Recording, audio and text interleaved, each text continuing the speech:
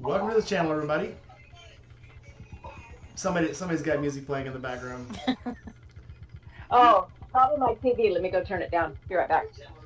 We'll go ahead and start the introductions without you. Hurry back. Oh, she's got her headset on. All Okay. right. Welcome to the channel, everybody. This is Rainy Rider. Welcome to tonight's segment, Rainy Nights, the dumbest thing you've ever put on your motorcycle, or that you have seen other people on their motorcycles.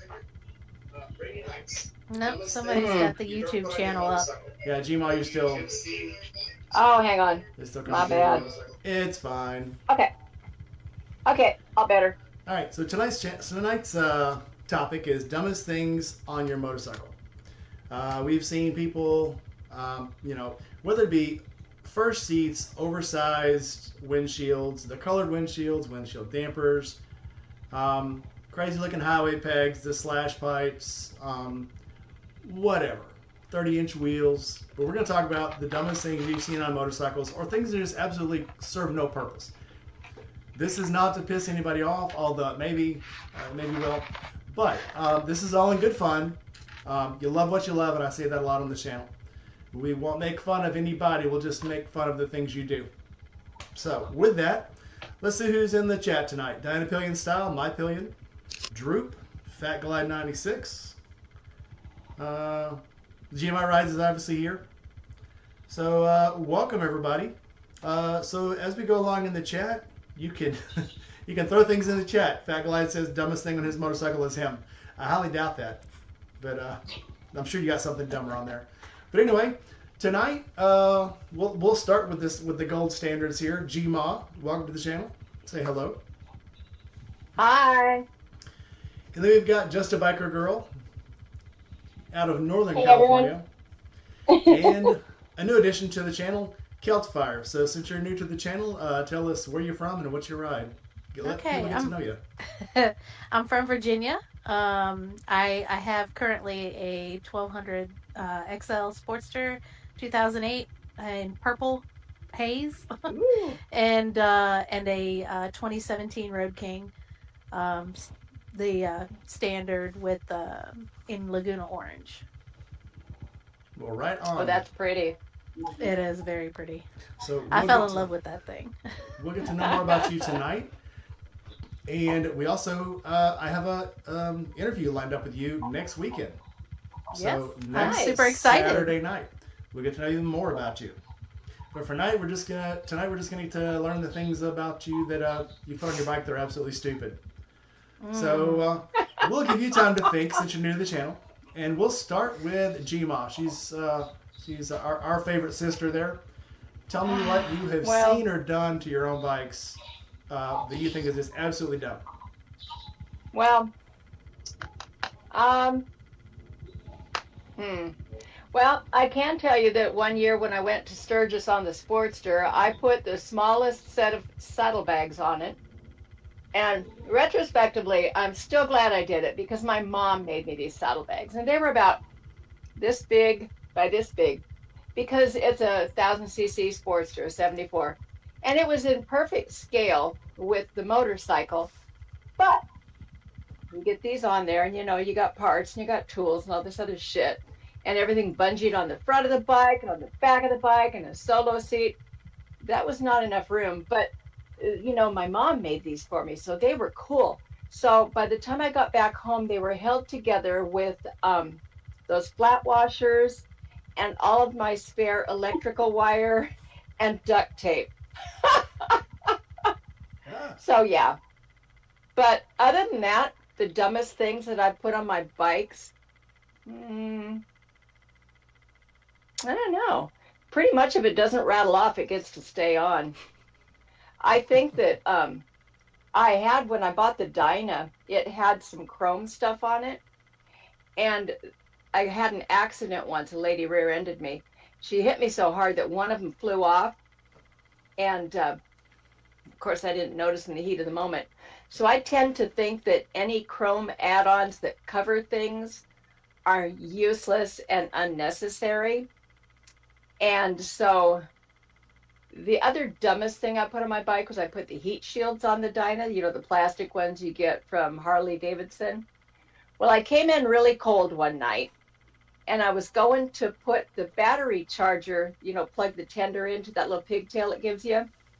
And I didn't notice my own superwoman strength, and I popped off the whole thing. It still only got one side on the heat shield on the Dyna. So those are my stupid things. I don't think you're admitting to enough. How about dumb things you've seen? How about things you've seen other people Oh, and go, that is absolutely dumb. well, I try really hard not to be that person that stands there and looks at bikes and tells people, wow, that looks stupid, because at that point in time, somebody's going to walk up and go, hey, that's my bike. And I've been with friends before at meets and such, and it always happens. Somebody's like, that is the ugliest color I've ever seen. And I'm like, it doesn't bother me because it's not on my bike. I don't give a shit. Oh, a darn. And we're fine now. okay. I mean, I don't care if it's neon purple with gold and orange stripes. I don't care. But of course, somebody really likes it or they wouldn't have bought it. Either that or the bike was on sale. So she was standing there loudly saying how ugly it was. And the guy that owns it, of course, walks up at right at that moment. It was funny. That reminds me of the old Cheech and Chong skit. The waiter comes up and says, "That's the ugliest lady I've ever seen." And the guy goes, "That's no lady, that's my wife." Yep. Anyway. Pretty much like that. That and get back whips and all those pointy things that people put on bikes. Yeah. I have to agree with the get back whips, but yeah, the little daggers on foot pegs. I've seen more than one guy stab himself with his own foot pegs. Yep. Or the mirrors, or the little Yep. dagger mirrors. It's like, really, man, what are you trying to, Yeah. It gives Suicide Clutch a whole new meaning. Yes, Kelpart, you don't have to say your name. Just scream out loud. You're not going to raise your hand. So I got told recently by my husband. My husband is Fat Glide, by the way.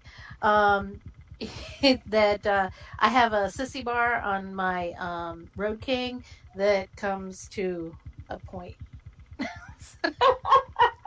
Just don't fall on it. No, I won't. Does it stick up above your head? Does it make it No. you can't fall on it? Oh. No, it's a short one, but it's my sissy bar. It's on the back, Okay, put a it's little not cork. like right up against my back. Theoretically, you're not going to skewer yourself on it. Right, and Okay. if I get close enough to skewer myself on it, I've got bigger problems. Exactly. So did you choose that one? Did it come with the bike? Or I chose it. you fell in love with it? Yeah, That's cool. I liked it. Yeah. That's okay. Sometimes aesthetics over function. Sometimes. Yep. Yeah, Um, sometimes. I do pride myself on the function over looks, though. Like, It is a lot of times. Yeah. It's like your gear. You can say, if we all wore the safest gear, we would walk around in summer having heat strokes because we'd have, 30 pounds of gear and pads and Kevlar and the CE2 full armor, tracksuit. full tracksuits. And you just can't sometimes. Sometimes you got to go for, not quite aesthetics, but comfort. And then sometimes you just got to do the cool thing. You just got to look cool. I'll never be that guy that will want to be so cool he'll go without a helmet because I know better. But sometimes you just got to go with style. So just a biker girl. Other than that ridiculously stupid paint job on your road. I'm just kidding. On your CVO. What an asshole. I'm just kidding. Well, she harped on it the other night. I thought I'd drag it back from the dead. Yeah, love you too, babe. Okay, so go ahead. What's the dumbest thing you've ever put on your own bike? And two, what's the stupidest thing you've seen on other bikes? Dumbest thing I've ever put on my own bike is a passenger.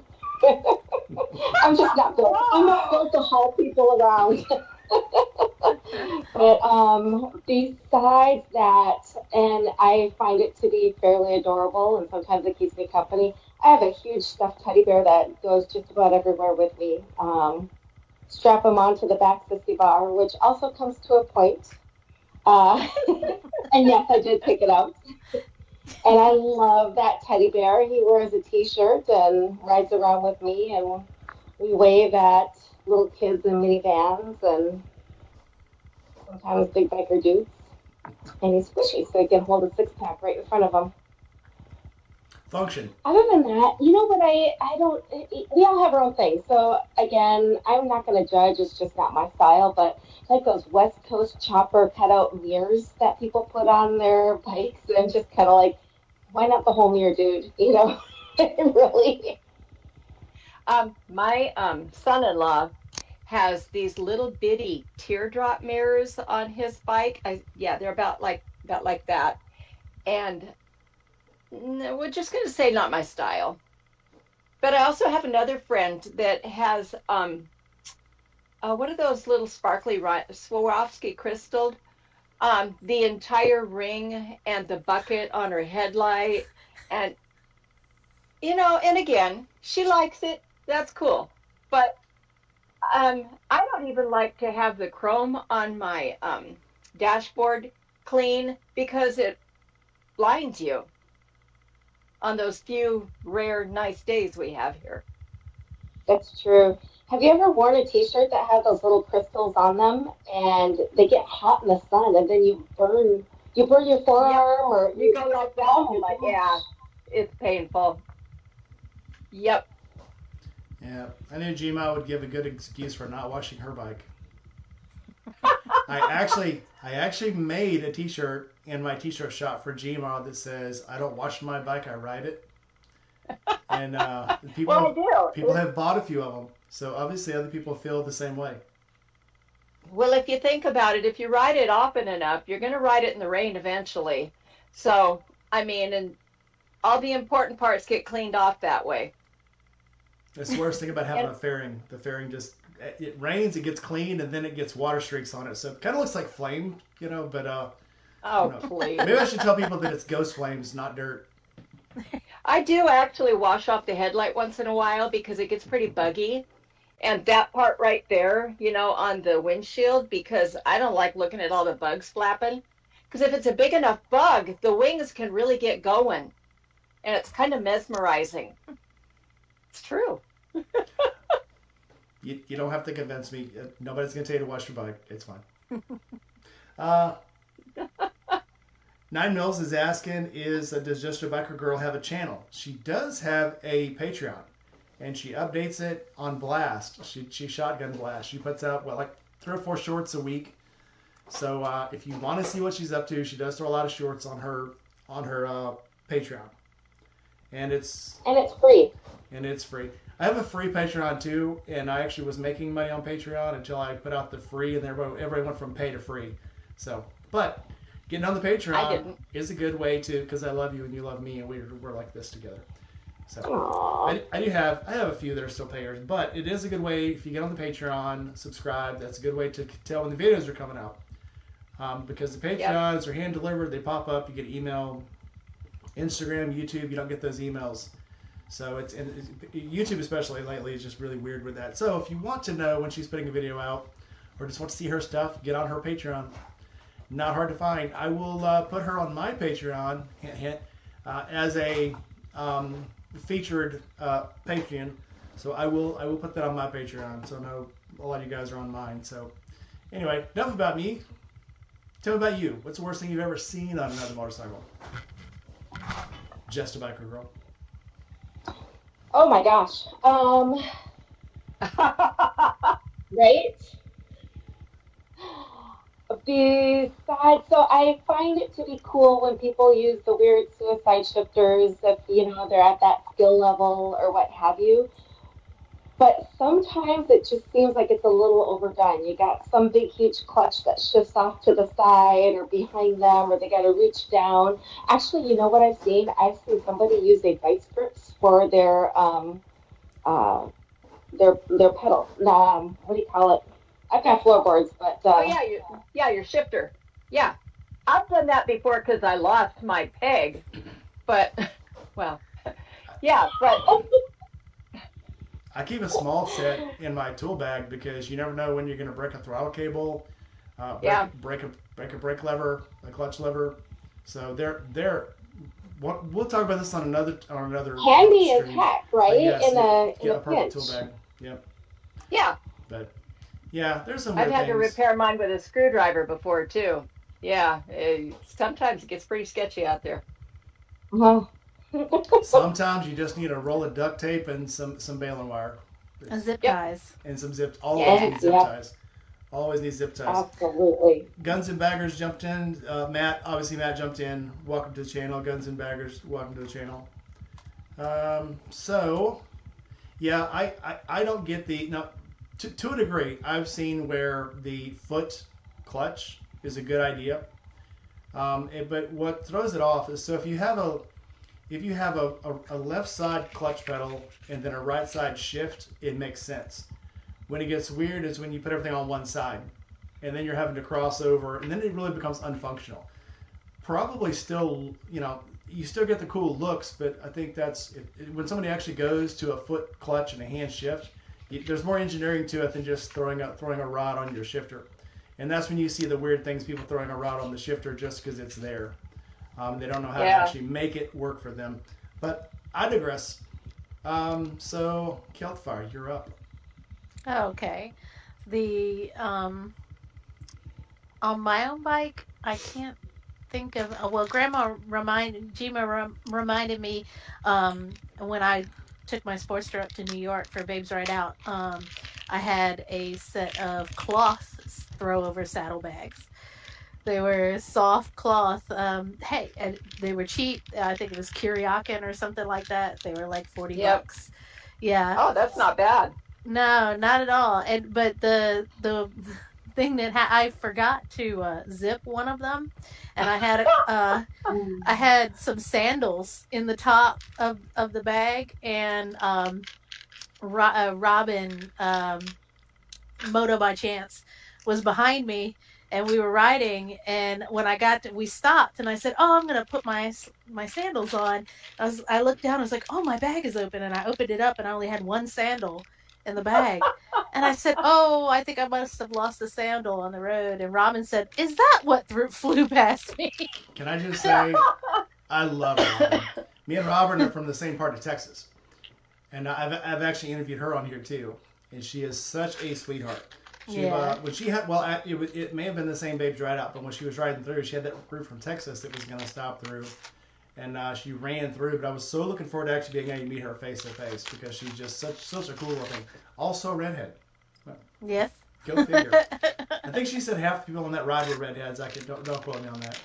But, Right. yeah. So, and I've put like leather clutch and brake lever covers on with the tassels. Oh yeah. I've done that onto my own bikes. Those were kind of silly. I did that and they whipped the shit out of my wrists. And that's one of those things that looks cool, but then when you start trying to get the function of it, you're like, yeah, that wasn't very smart. Yeah. I have a story about Well. that. Remind me later. Okay. I got a lot of stories. But I think one of the things that one of the dumbest things that people can put on their bike is anything that's of lesser quality to save money. Definitely. Totally Amazon, agree with that. cheap Amazon parts. Some Amazon parts are good, but they're ones you have to really watch out for. You gotta read the descriptions. Yeah. Because it's so easy to make sure. Yeah, for my shifters came off of eBay, and I bought it's the same company that makes Harleys, and they are miscut or they are misthreaded.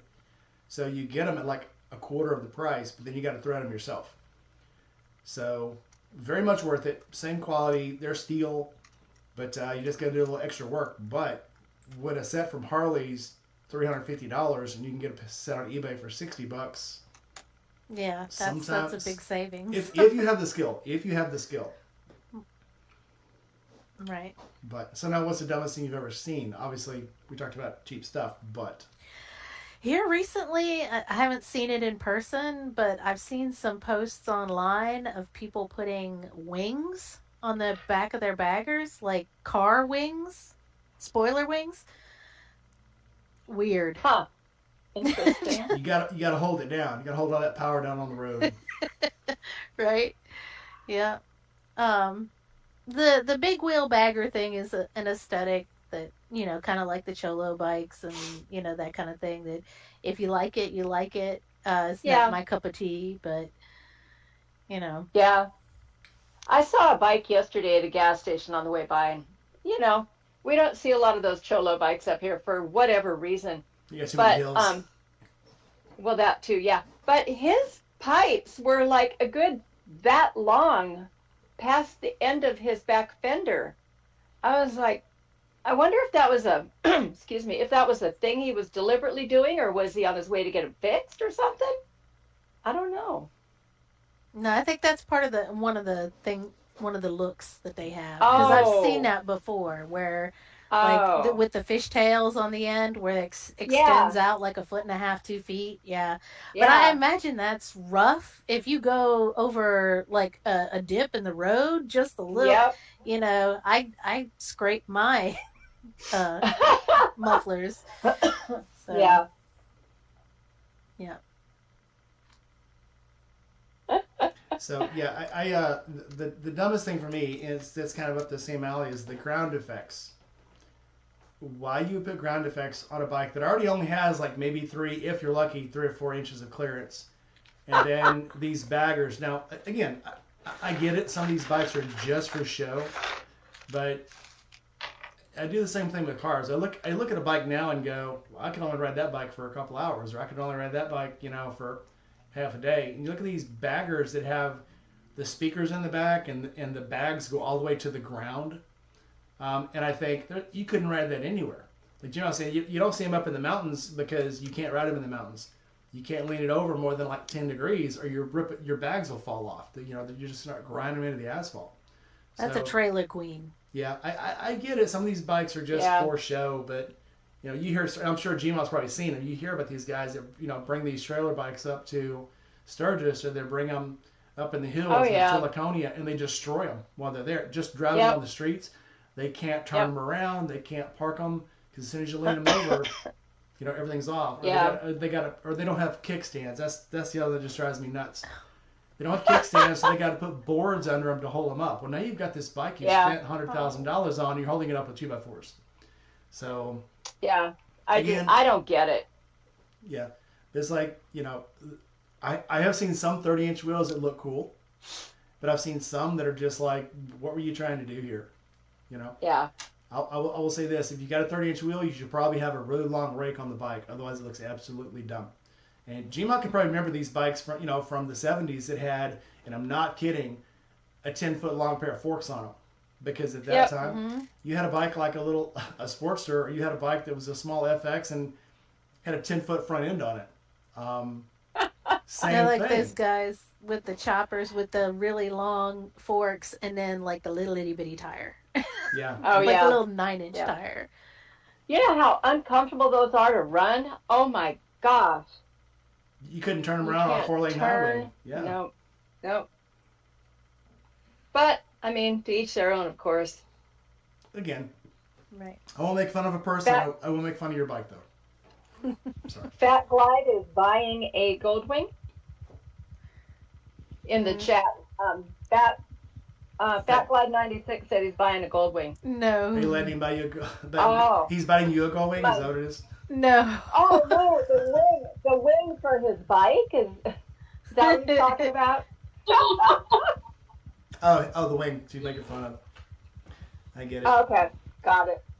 All right, so we'll keep going around and we'll keep naming stuff as it comes up. The dumbest thing I've ever put on my bike, so I got it for free, but Viking told me I could pick a seat off of their website and do a spot putting it on and the installation and stuff. So I got the Ironborn seat, which is literally about that big. Mm. And it aesthetic as hell. It was a perfect fit to cover everything, cover the wire and stuff. But riding on it, it was like you either had one or both butt bones falling off the bike at any one time. You could perfectly balance yourself on it, like on your butt bones, and then when you hit a bump, all of a sudden you got one hanging off the side. So it was like, give me a big fat sergeant seat or a big, I haven't had any Le Pairs, but give me a good seat. That's what I want. The Um, Harley hammock is a pretty good fat road riding seat that has a lot Really? of bounce to it. Yeah. It's just I That, didn't that's like fishy it. though. Saddleman makes the best seat by far, and I wish I could find one I for haven't. the Sportster that didn't cost $500. I got the Swap super meets. low cut for the Dyna when I bought it, and it's got about 80,000 miles on it. It's still extremely comfortable.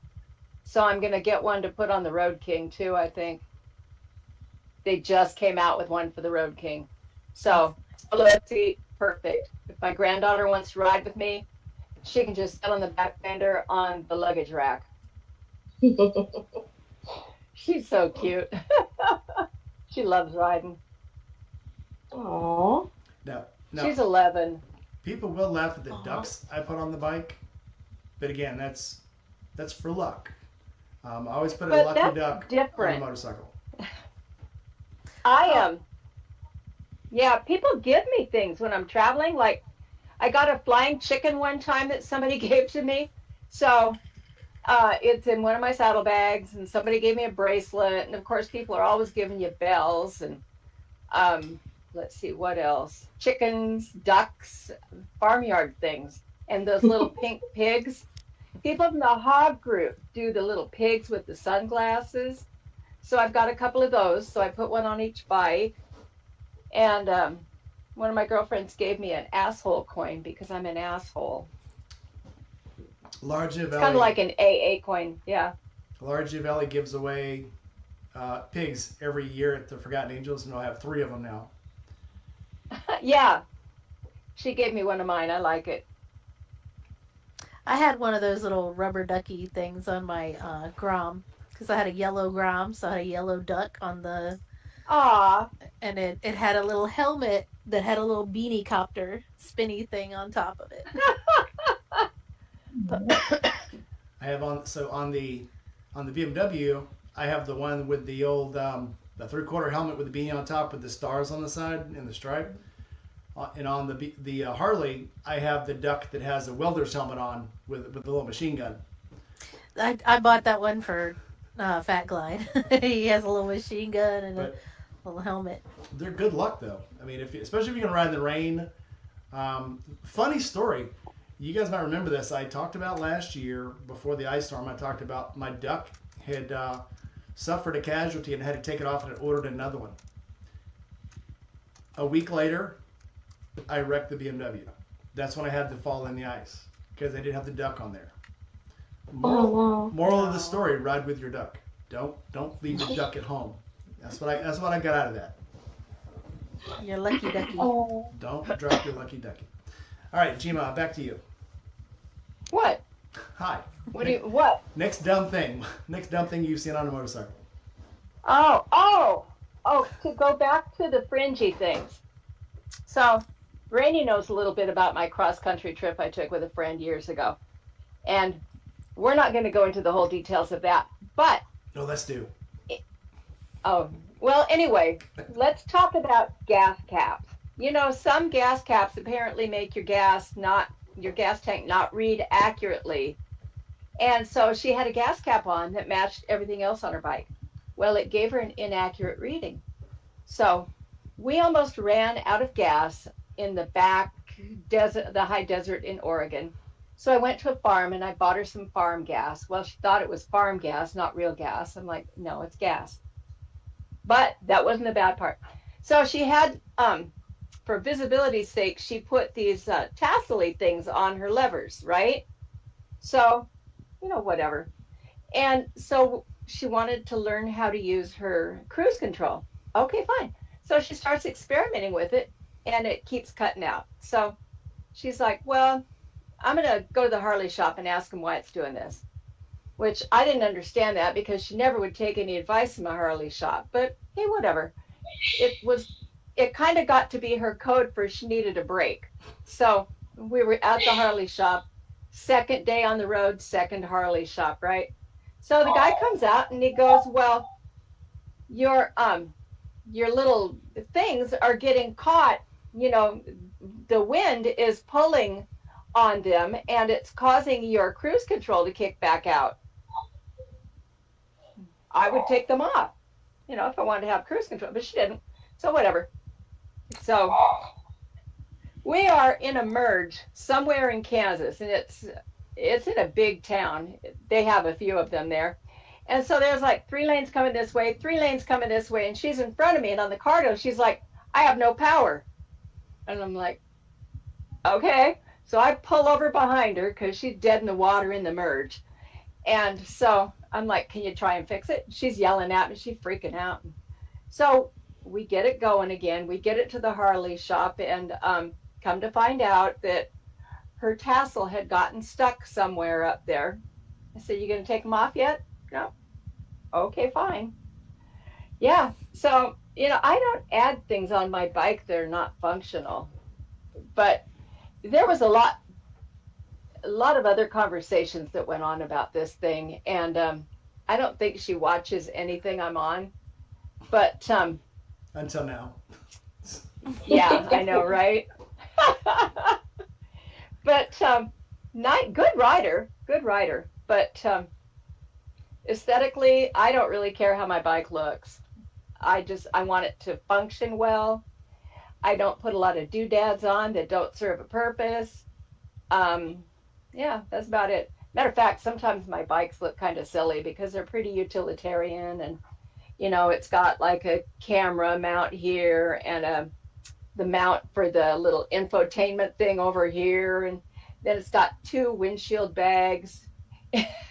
And if you put those little canvas things on your front crash bars, you can put a pint in one side and a roll of toilet paper in the other.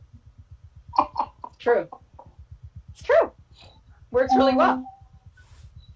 I have a trunk. But I keep my toilet paper in the trunk. Oh, well, I don't have a trunk. I don't want anything up top like that. But yeah, so it was funny. Yeah, there's other stuff too, but just in case somebody else is watching, I don't want to comment on it. But that's what's fun. Jake from State Farm, welcome into the chat. Yeah, so this has nothing to do with motorcycles, but I used to have a friend in West Virginia, and we were driving his bike from Norfolk back to Beckley, West Virginia, and I fell asleep, and all of a sudden I wake up, and he's freaking out because the car's dying, the car won't run. I'm like, what? He goes, the car won't run, oh my God. And so we're facing uphill in Sandstone Mountains in West Virginia, and he's pulled off to the side of the road. I was like, what happened? He's like, I don't know, the car just died. And I'm like, well, what was happening? Because I don't know, we started going up this hill, and all of a sudden it just wouldn't do anything. So I'm like half asleep. It starts slowly revolving into we're in a VW Rabbit stick shift, and I go, did you downshift going up the mountain? He's like, why? And I go, clue. I know what happened.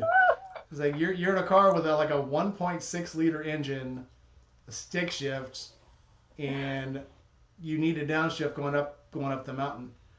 And he's like, why? I'm like, let me drive. So we get back on the road, we start going up the mountain, and he's like, well, the engine's really screaming, we should probably shift up. You should probably go to the next gear. And I'm like, this is why you don't go to the next gear. But yeah, funny thing, again, one of those things, if you've never done it, don't understand what's going on, you could fall prey to this. But yeah, at that time I had one of the I had an 84 Cavalier, which was when Cavalier was still a really sporty car. And it was a 5-speed, but it was a powerful, it was like 2.4 liter engine, and it was really powerful. And we usually took my car. So when he drove, he was driving my car. And now he bought his own car and had literally an entire liter less of engine size and didn't understand driving in the mountains you had to downshift. So anyway, I digress. You're gonna probably gonna do the same thing on a Grom, but yeah. Anyway, that's my 2 cents. Okay, back to Just a Biker Girl. Go ahead. I have actually also driven a 5-speed, the Volkswagen, and I remember driving it up the hills of Duluth, and with the downshifting, but also coming down, it would die. and you'd have to actually turn the key all the way off and back on to try and restart the car, which means that your power steering went out. Oh. And just absolutely hating that little Volkswagen Rabbit. But okay, so back to stupid shit that I put They're on my great bike. on flat land. I mean, they're great in the prairie. They're still not great, so they are adequate. Stupid Adequate. shit that I put on my motorcycle, and I take full responsibility for this. And it goes back to what you said, Gma, about buying, or one of you said about buying cheap crap. I bought my tour pack off of Amazon, Wow. and yeah, yeah, and lost almost everything out of it coming back from Biketoberfest because it wouldn't stay latched. Even if it was locked, it wouldn't stay latched. Oh So I no. lost all of my push stuff that I had just Oh. bought, and Aw. I went on to Hogworks and I bought the latch kit and replaced that on it. And since then, I've had to go on to Hogworks and buy the mounting brackets for underneath it because those bent. And now I still have this tour pack. It's covered in bumper stickers, and I absolutely Yep. love it. But it's, yeah, the whole bottom is kind of bent, and yeah, I don't know. I'm wishing it would just hurry up and die already. So give me justifications.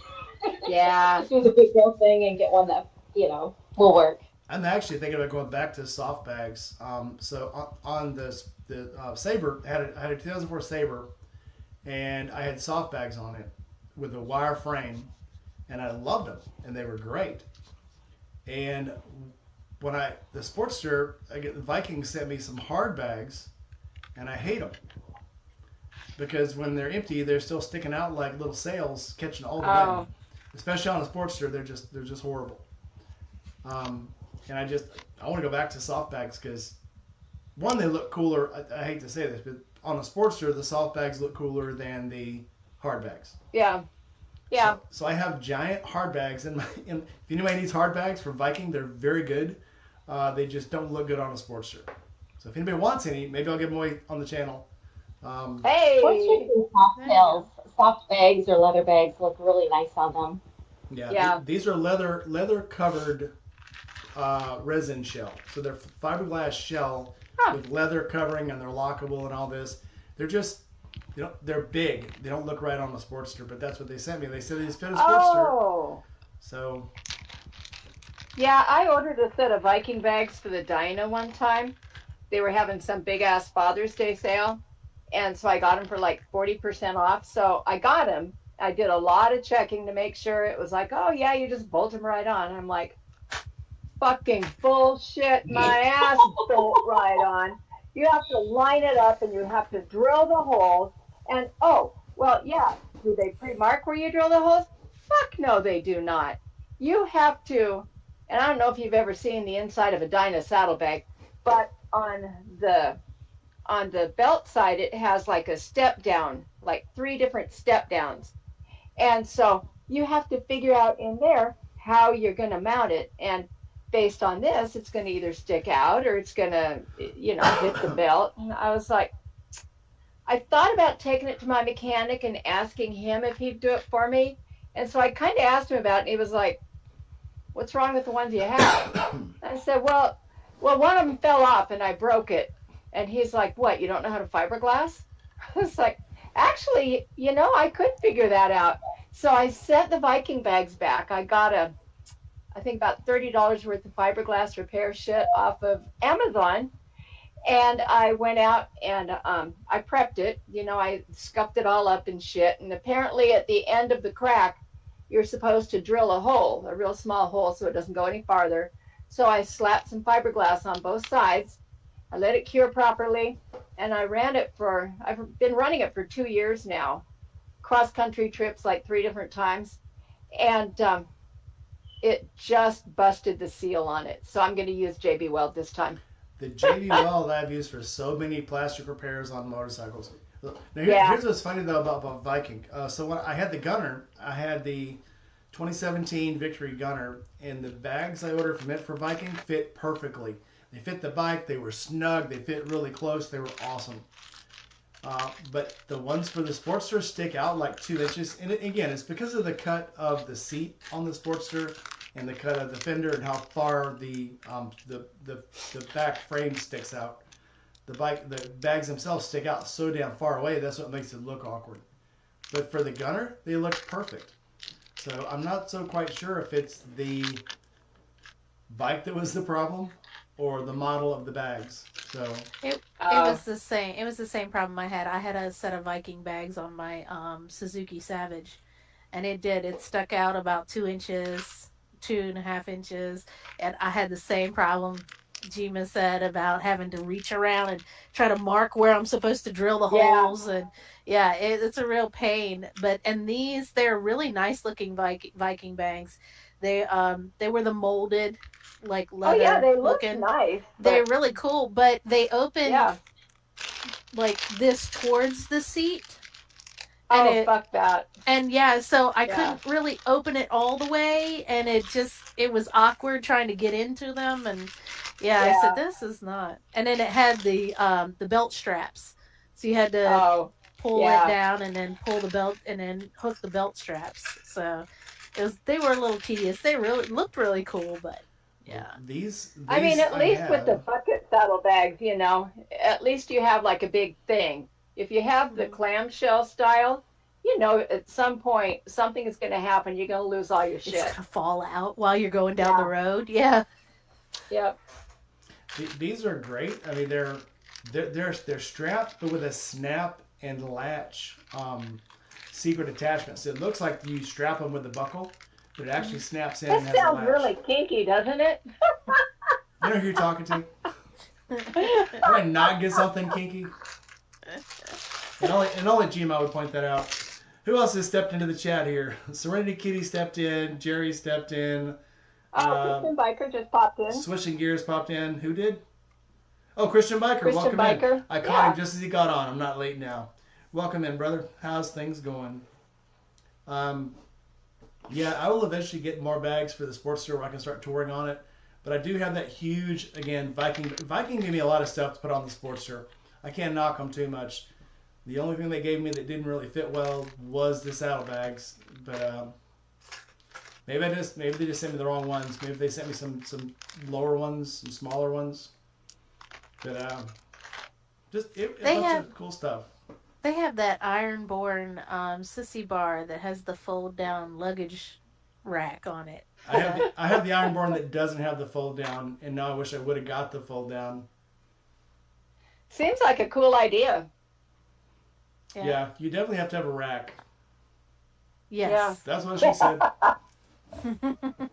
My, A my, nice rack. my channel would be better if Yeah. I had a nice rack. I think I'd have more Hi, Christian subscribers. Biker.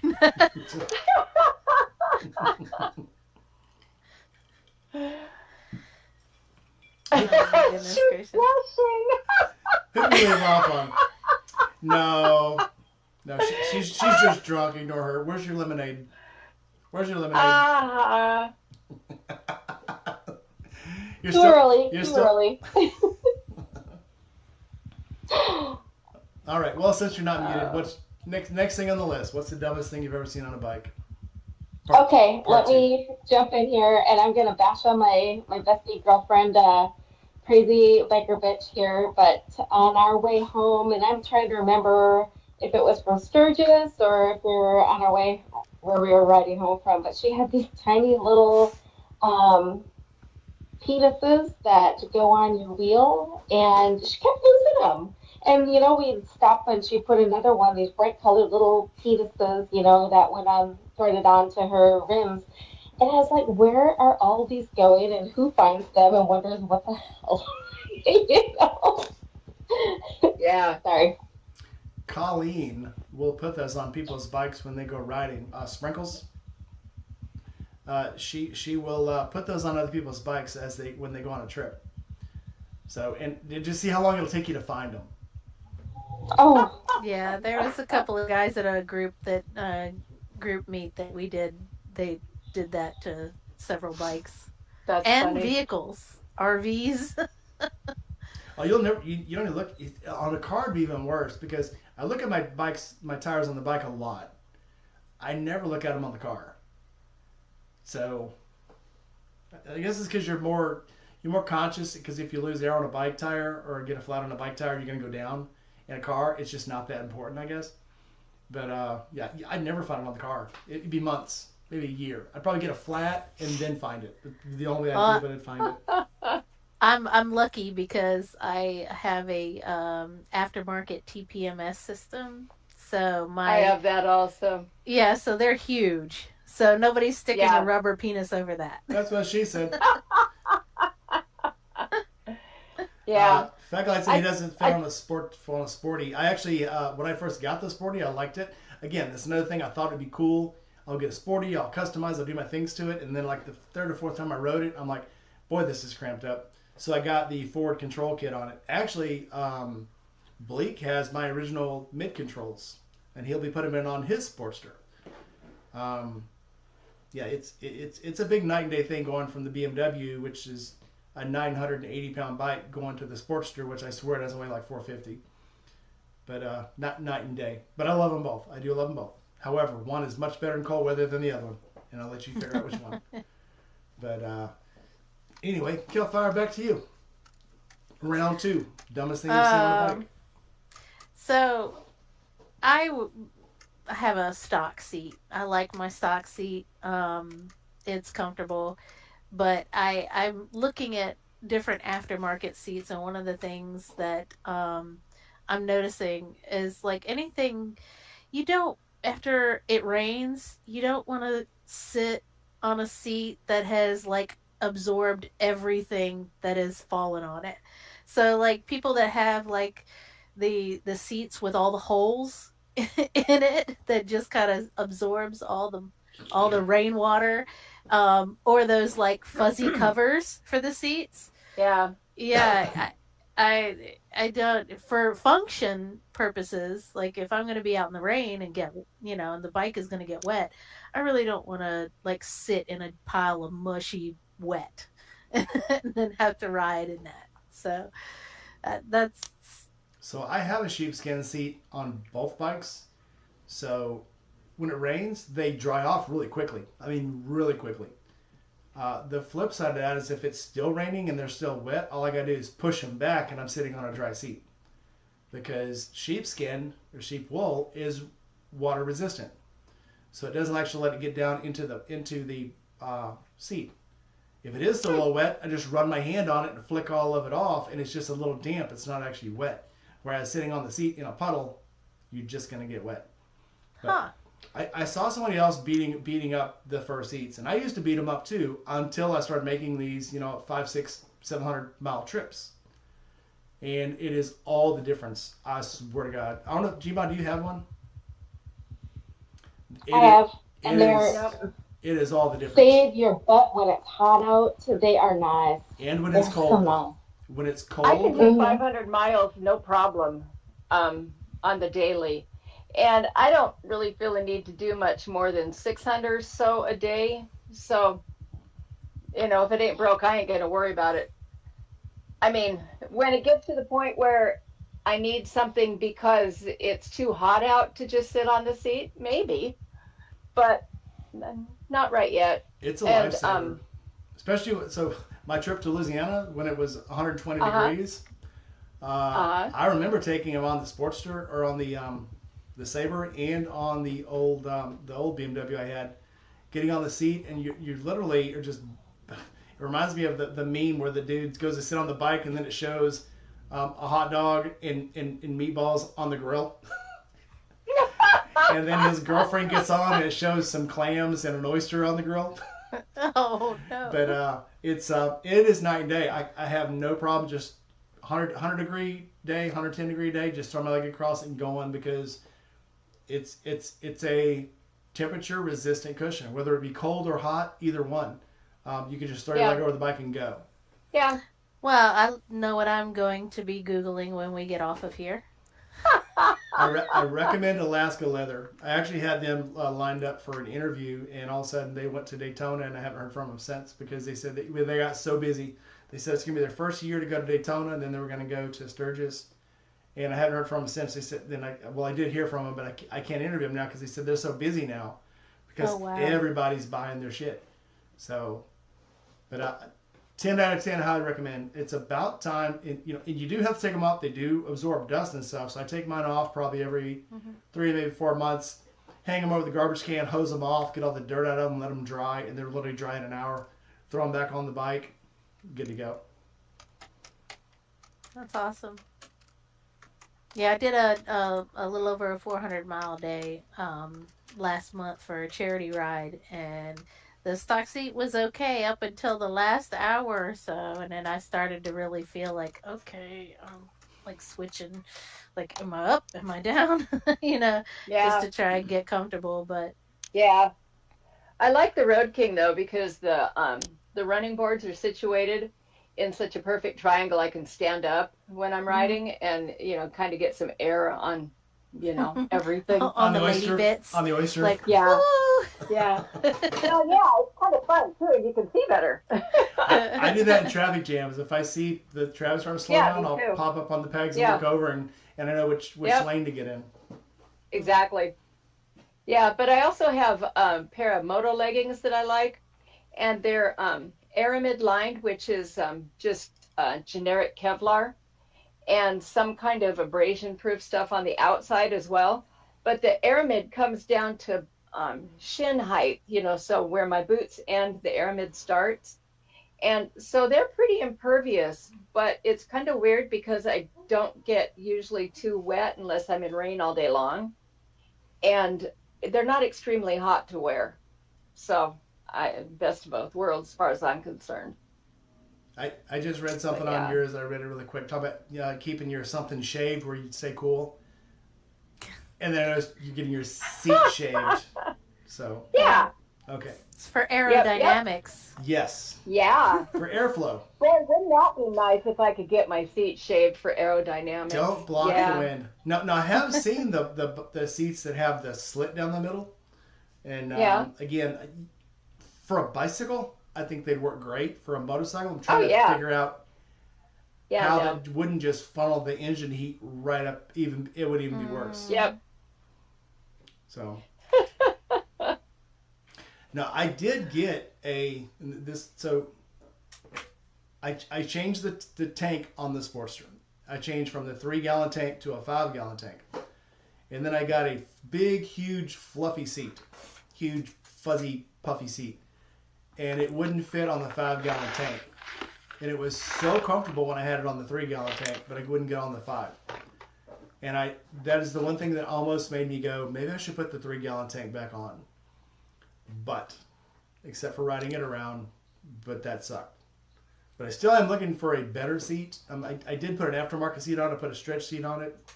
And somebody had told me one time, go to Amazon or go to eBay, buy those $99 seats just for the pan, just for the seat pan.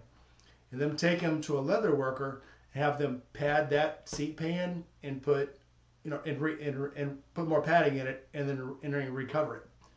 So you can get a whole brand new cool seat for $200, whereas if you bought it pre-made, it's $450.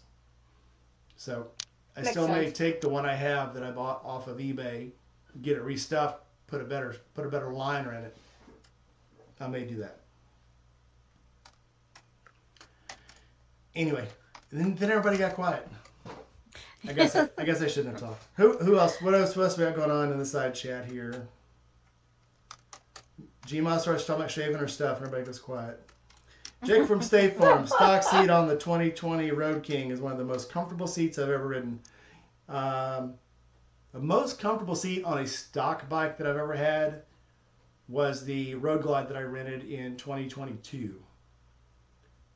Extremely comfortable. Now, as far as aftermarkets, again, the Saddleman seat, absolutely hands down. I got the Saddleman seat for the 2024 or 2004 Sabre, and my wife on that one, of course, the back seat on that thing was like this wide, And then we went to the saddle van, and it was that wide, so much improved. So, and then a Mustang seat, probably just as comfortable. I had a Mustang seat on the '77 BMW, and that thing was an absolute couch. It's one of those that the seat was so puffy in the back, it was almost like a backrest for the rider, for the rider, and then a huge couch for the passenger. So, spend that money. If you're going to spend money on something, I recommend you do it for the seat and tires. Everything else will Seat take and care. tires. Everything else will take care of itself. I tried Bad Boys seats, and I gotta give them 2 thumbs up. It's they custom make it to you. You can get it any color you want and which one you want. And then for me specifically, I needed more reach, and so it is a little bit shorter, a little bit more of a coupe seat. That deep back on it, a little bit like the Saddleman Step Up. With it just cups the butt so perfectly. It's got that gel anti-vibration.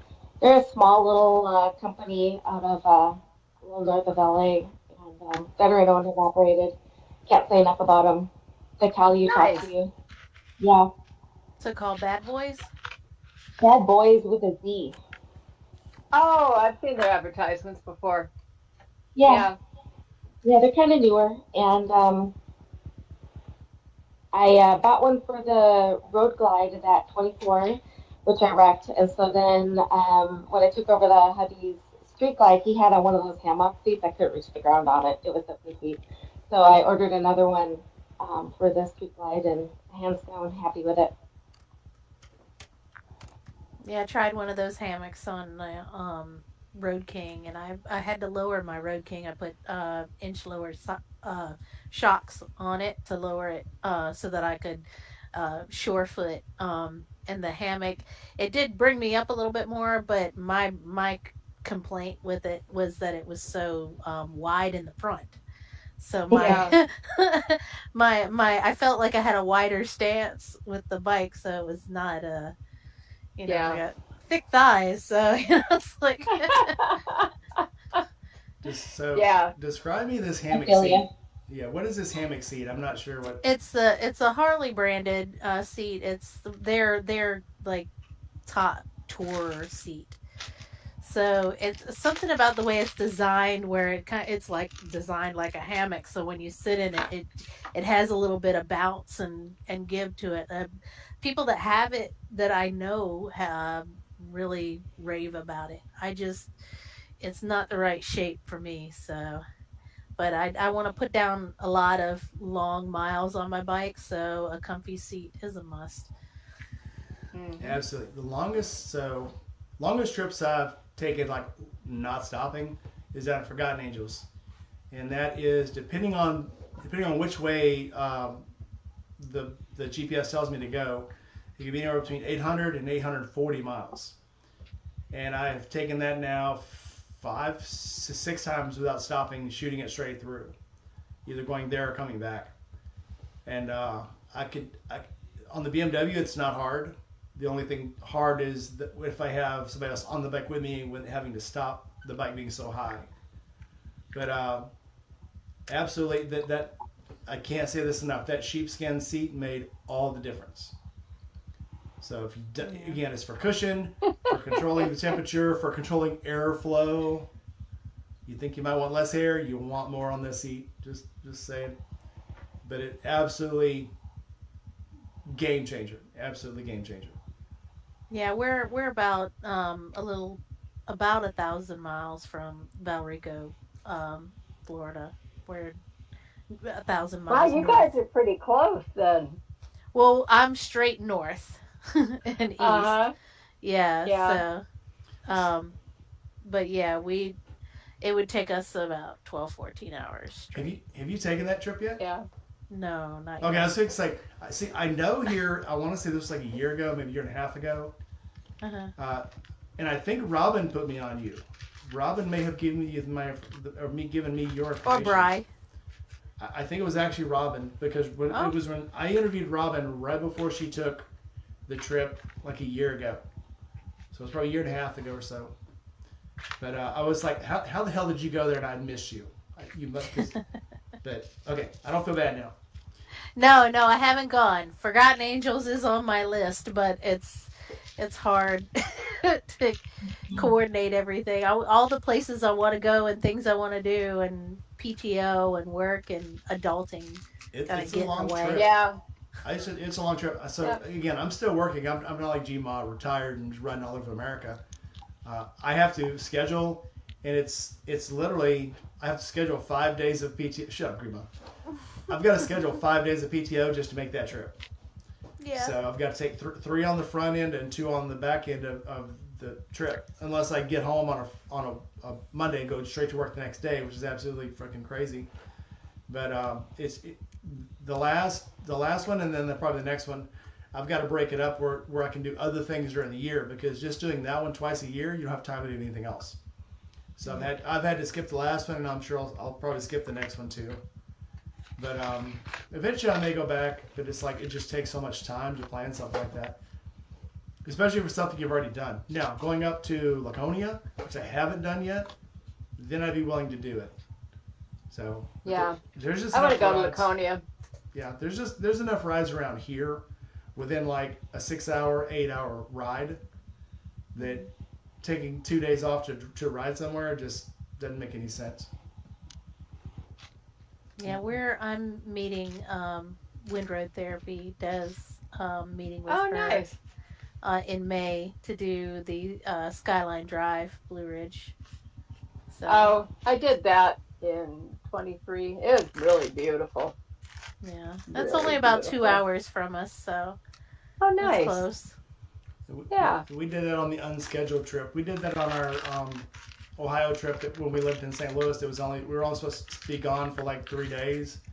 We ended up being gone like 8, 9 days because once we got out there were so many other things to see. So, Yep. Oh, that's awesome.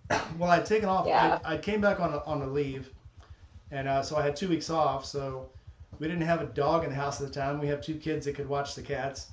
So we're like, oh, we're just gonna take off for the weekend, and we took off for the weekend to go to the MMA museum. So we went to the MMA museum right outside of Cincinnati, and then while we were there, my wife's like, "Hey, there's a amusement park like an hour north of here. You want to go see it?" And I'm like, "Yeah, okay." So we went to the amusement park, and then she's like, "Hey, there's another amusement park down in Kentucky. You want to go to that one too?" And we're like, "Okay." She had just bought me. Well, she had just bought me the BMW RT, and we bought it up in Wisconsin. We drove up to Wisconsin. She followed me back while I rode the bike. Then we got back to St. Louis. I changed oil in it, and the next day we took off for Kentucky. So, but it was an awesome ride. We just stayed gone on the bike for 9 days, 8 or 9 That's days. awesome. But So the first time my husband and I took our RV out, we were headed to Hog Rock in Illinois, and it took us an extra day to get there. But it wasn't because we were seeing sights. It's because there was a calamity of errors that just kept occurring. We blew a tire on the side of the interstate, and then we lost headlights in the mountains after dark, and it was just one thing after another. His bike fell over. One of the straps came loose, and his bike tumbled over. Thankfully, nothing got seriously. It scuffed up the inside of the RV, but not too bad. But yeah, it's nice to hear that you were delayed because you were having fun. well, I think one of the reasons we ended up heading towards Kentucky was we got into Indianapolis, and there was a bad traffic accident, and the roads were still tore up and stuff. So we're like, we got diverted south, and then we ended up on the Blue Ridge Parkway somehow, and we're like, we'll just keep going down south, and we ended up further down in Kentucky. And so, That's cool. what did you call it? A calamity of errors? Calamity of errors. Yeah. And we You just didn't hear ended up- any banjos, did you? You're okay. Oh no. No, I'm from parts of Texas where they don't even have banjos. They just beat sticks against trees. So I wouldn't have hurt me anyway. Oh shoot, I'm from so far back in the woods. Daylight scared the dogs.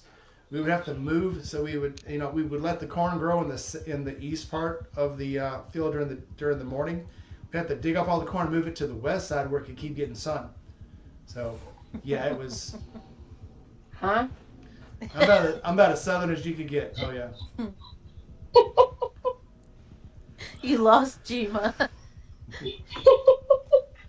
it's okay. I'm good. Yeah. I'm from so far back in the woods, the trees are so tall, between 11 and 1, everybody raises their hands to the sun. Yeah, yeah.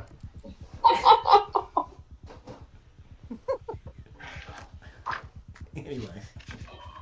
Oh. Who's up next? Gma. No, no, it's not my turn. I'm not talking. Biker girl. She doesn't want to run down her friends because she knows all these people. She knows every dumb thing somebody puts on their bike, but she just doesn't want to say it to their face. I do. She doesn't want to I've seen offend a lot somebody. of stupid shit. No, I mean, I've already talked smack about the friend that bedazzled her bike, and I don't think that's a good idea. And, well, the person who put the tassels on her bike and the not ready to ride gas cap on, she also, we were going down the road and she kept trying to figure out what was wrong with her bike. And well, before you take a long trip, you take your bike in and you have your mechanic look at it. You get a clean bill of health for yourself and you get one for your bike. So I did that, and she said she did that. So we kept stopping at these Harley shops because she kept saying she was hearing something. So I'm like, okay, yeah, all right, fine, fine. So we stopped. But before this, we're on some road and it's like a double, 2 lanes this way, 2 lanes this way, and a median. And periodically you can dip through the middle and, go the other way if you want to. So we're talking on the Cardos, and all of a sudden she's gone. She goes, and she starts going the other way and she's just gone. And I was like, we're on the other side of the continental United States from where we left. And I do not leave people. I just don't. It's not kosher. So I go back and I find her. She is hidden behind a gas station crying her eyes out. And I said, what can I do to help you with whatever this problem is? Well, I know you always tell me if your bike runs, it rides. Well, yeah. So, well, something's wrong with my bike. I'm like, well, what do you want to do? We can't stay here. It's pretty hot out. You want to go inside and put your head in a cooler and maybe you'll feel better afterwards. No, I need to figure out what the problem is. And I'm like, okay. So she's like, well, take it for a ride. I'm like, I've never ridden your Road King before. It's fully loaded. It's 98 degrees out, and we're in the middle of nowhere, and you think there's a problem with it. So you think I'm going to ride it and diagnose it? I've never ridden it before. So she gets mad about that. Says I'm not being supportive. So I'm like, okay, well, calm down. We'll figure out what we're doing. So then she goes in, she takes my advice and cools off a little bit, and comes back out, and I said, so decide what you want to do? Well, I'd like to take it easy and get to the motel, and then tomorrow I want to take it to a shop and get their opinion. I'm like, okay, we'll slow down and we'll get to, and we look on our maps and we're like, okay, this town, we'll find a motel, chill for the night. Okay. So we get there, we get on down the road, and so we get to the Harley shop the next morning before it even opens up. And she's over there by the service bay waiting to get in, and I'm just parked in the shade because it's already fuck all hot out. And we were in Kentucky, matter of fact, we were in Kentucky because that's when I got my racing team t-shirt. And so the mechanic is coming around and he asked me, hey, are you broke down? And I'm like, no, but my friend is over there and she called you yesterday and talked to you. He looks at me, he goes, so what's going on? And I said, I don't know, but if you don't find something wrong, I'm going to kill her. And he looks at me and he goes, okay. So, so a couple hours later, it comes out, he's got this exploded front wheel bearing in his hand and says, looks at me and kind of smiles and looks at Tracy and goes, well, you had some wheel bearing problems. And she's like, oh my God, and freaks out crying in the middle of the place. And yeah. And so anyway, he looks at me and says, well, we warrantied it. I put another one on, yada, yada, yada. And they did some other clutch work for her. And so we get on down the road And I was like, okay. So I hear on the phone that night telling her husband I'm trying to kill her. Crack me up. It's funny when people put all their faith in you. Uh huh. Not being a mechanic, I take a Yeah. lot of faith in. I never want to tell somebody a lie, and I don't want to give them a false sense of security. But it was out No. with Aaron. It was out with Nothing at Random. We had met in not Florida. Jesus Christ, well, I can't remember the name of the damn place. Anyway, up in Georgia, we'd met at the La Quinta Inn. It was me, him, and my friend Kenny. We left there and headed down into Florida. We got about an hour into Florida, and he's like, "Something's wrong with the bike. Something's wrong with the bike. There's oil pouring out of everything." Yeah. So we pull over, and I'm looking at it, and there's oil coming out of the air filter. So I take the air filter off. I'm like, well, maybe it's coming out of the breather. Maybe it's coming out of, so it's not coming out of the carburetor. I think we're okay. And so I follow it down, and there's the overflow that comes out of the top of the heads. And Right. I'm like, all right.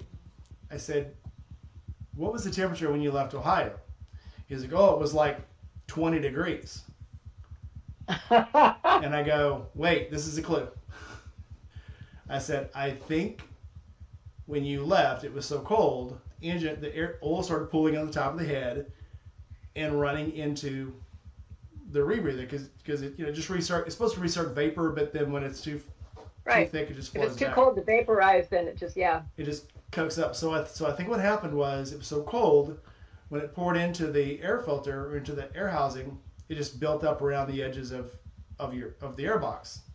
Now that it's warm, we're down in Florida, it's melting and it's pouring down all over the place. And he's like, "Oh, okay. So we just probably need to put more oil in it." And I said, "Check the oil. It's like a quart low. Let's get some oil into it." So he goes into the store. My friend Kenny goes, "You think that's really what's wrong with it?" And I said, "No, but it sounded good." So I said, "Maybe, may not be, but as long as you sound confident when you tell somebody," and that was what it was. But Yeah. it's weird when somebody puts all their faith in you to fix something for them. Yeah. And you don't want to fail them. You want to give them a good answer, but at the same time, it's like if I tell you this and it's wrong, you can't hold it against me. Yep. But chasing ghosts, I would send you a link, but I can't get off. Chasing ghosts, if you're in my Discord, go to the videos of our friends and go to the top, go to the pinned comments, and that's the link to get into the chat. I can't do it on my chat. I can't do it on the computer right now because it would mess up the stream. But I'll make sure if you can't get in this one, I'll make sure you get a link for the next one, and I'll get you in. But Hey guys, I am plugged in, but I'm gonna die here, so I'm just gonna let you know in a couple seconds I'm probably gonna fall off. if you dive, wave. Yeah, I thought you were gonna hook up to the Don't PC. die. Don't die. I'm getting ready to do that for next time. Okay, sweet. Yeah. If I lose you, we're there. It's Love good you to guys. talk It's with you nice again, meeting Rachel. you. But fight as long as you can. You too. Yeah. I can't wait for the interview. I can't either. Yeah. So yeah, this is everybody's chance to get to know her, to ask questions next time. So it'll be fun. I'll save my oil story for next week. No, Cool. save no stories. There'll be a whole new audience next week, except for Jerry. Yep. Jerry will be here. Serenity Kitty, Gma. So yeah, people will be here. So tell your story. So, new writer, on my Sportster, Des came and picked me up, and we went up to New York, and I spent 10 days up there, and then I did the Babes Ride Out with Robin, and then I rode the Sportster home from New York down to Oh, Virginia. nice. Um, I put that 10 days, 5,000 miles on the bike. Oh, that's And cool. yeah, when you're with Desiree, yeah, you're riding from sun up to sundown it, every day. Um, Cool. so I'm headed back by myself, and I get started. I just get out of the mountains, and my bike sounds very loud for some reason, a little bit louder than normal. Sportster's pretty clack, clack, clack, clack, clack, clack, but this was like, okay, it sounds really loud. So I pulled over and I called my husband, and he said, "Did you check the oil?" I was like, "Let me check the oil." It was a quart low. He said, "Did you check the oil at all when you were gone?" I was like, "No, I didn't." So he's so I had to find an auto parts store and get some oil and top it off, and I was like, "Oh, okay, sounds better now." Yeah, for that bike, that's half the engine. It's only a 2 quart Yeah. sump. Yeah, Yeah. 2.5 quarts. yeah. I put But then the rocker cover gasket developed a small leak. It wasn't, it wasn't enough to pool, but it left staining on the Remind me heads. what year it is? It's a 2008. Oh, okay. Mine's a 1974. Yeah. Yeah, it's the Evo. Mine is the Evo, Oh, Sportster Evo yeah. engine. Yeah. Mine's a whole different thing. It's an iron head. Yeah. Those are the ones that leave the puddles. Oh yeah. I thought that Yeah. was I thought that was It's a a show shovel bike. head. Oh, the shovel heads Well, are that famous one for the too. puddles. Yeah. I thought that was a shovel head. Well, anything back then is famous for puddles. Let me tell you. But yeah. But my Sportster right now, it doesn't like to start properly, and that year, or that particular era of Sportster is famous for puddling oil um, down in the flywheels. Mm. So when you fire it up, if it's been sitting for a minute, it shits oil out that little pipe, the overflow pipe. Yeah, the So breather. so it coats the side of the tire. It lubes the chain, so I don't have to worry about that. But I'm going through a lot of kitty litter every time I fired it up. Yeah, mine Yeah. has some kind of electrical drain. I've put 4 batteries in it. It just keeps. Mine's a 21. I'm on the third battery. Um, and they keep coming up with new reasons why it won't hold the charge. First when they said, "Oh, it's the battery. The battery. It's a 21, so the battery had a diode in it that was supposed to shut off power if it got below 11.5 volts." So they changed it out. They said the diode never switched back over. Okay, cool. Then it burned out another one, and I brought it up, and they're like, "Oh, you must have had something on. There was something left." I'm like, "It's got a an automatic shut off. It kills everything." On the accessory when the bike's been, turned off for like 30 seconds. So then Yeah. I put the Thunderbox on it that's supposed to kill power to everything external. So I had like an external USB charging port, had external battery amp or a battery volt gauge, and they had the driving lights. So I go, okay, something may be parasitic or something. So I put the Thunderbox on it to everything that I'd added to the bike, and it was still killing everything. So I'm like, well, I guess it's just the nature of the beast. And now I just change the battery every 2 years. So it is what it is. So, but which is funny because the BMWs had the same battery in it. It's a 2019. It's still got the original battery in it. Oh wow. So Yeah. I don't know, man. I mean, Yeah. I've told you before, I used to change my Sportster battery every year. Just go out and buy a new die hard and slap it in. well, somebody told me. So what was it? So they said that bike takes the battery that goes in it is 168 amps or 165 amps, and for long Uh-huh. range purposes, you're supposed to have a 185 in it. But a Huh. 185 won't fit in it because now the way they have the oil sump right on the other side of the battery, there's no room. Yeah. So they're really Huh. conflicted for space. And one guy on one of the forums says, all you gotta do is cut that electronic box out, move your oil pan, move the sump. And I'm like, Yeah, all buy, you got to do, buy a battery right? every 18 months. Got it. Right. Okay. Yeah, exactly. Yeah. I think one of the drains on mine is probably I have that one that comes with the silly key fob, and it's got that theft deterrent thing. It's just got a light Yeah. in the on the. It just keeps flashing I wish I could take like the mine off little because Yeah. it's red stupid. key. Yeah, Yeah. and But all it I does is love mine. Go ahead. Yeah. Yeah, Yeah. I was gonna say all it does is flash lights. Like that's Oh, not see, gonna mine deter doesn't anybody. do that. Mine has the little flasher, but it also has a chirper on it. Oh, It came with the bike. I didn't pay extra with it. But when I get off and turn the bike off, walk away, it goes beep beep beep beep. And people think that I've got this really hot shot alarm system on it, which it's pretty cool. My bike always tells me, "Okay, I'll be there when you get back." So I love it. the the BMW has a push button locking, and so as soon as you lock it, there's no beeps or anything unless you hit the alarm, specifically alarm button.